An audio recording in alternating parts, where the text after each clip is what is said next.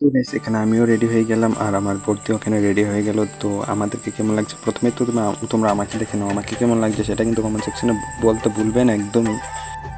আমার ভয়েসের সাথে সাথে কিন্তু অনেক আওয়াজ শুনতে পাচ্ছ। তো যাই হোক, এরপর রেডি সেডি হয়ে আমরা এখানে চলে আসলাম, মানে আমি চলে আসলাম, বোনটি তো আগেই চলে এসেছে। গাইস সেদিন কি বলবো, খুবই কিন্তু আনন্দ করেছিলাম, সাথে কিন্তু আবার ডিজে এনেছে, দেখতে পাচ্ছ তো ডিজে। তারও তোমাদেরকে লাস্টে দেখাচ্ছি কি কি আনন্দ করেছিলাম সেদিন।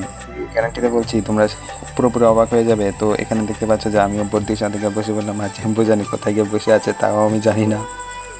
আর দেখতে পাচ্ছ আমি একটু স্টাইল মারছিলাম। আর এর কিছুক্ষণ পরে দেখি আমাদের বাড়ি থেকে যারা আসার কথা তারা এসেছে, আর এখানে বর্দির ফটোশ্যুট চলছে আর কি।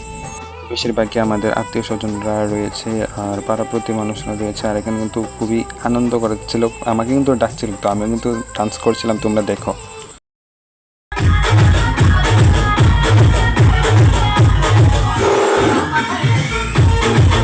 তো আজকে কিন্তু ভিডিওটা বেশি বড় করছি না, এরপরের ভিডিওতে তোমাদেরকে দেখাবো যে ভিডিওতে আমি ডান্স করেছিলাম।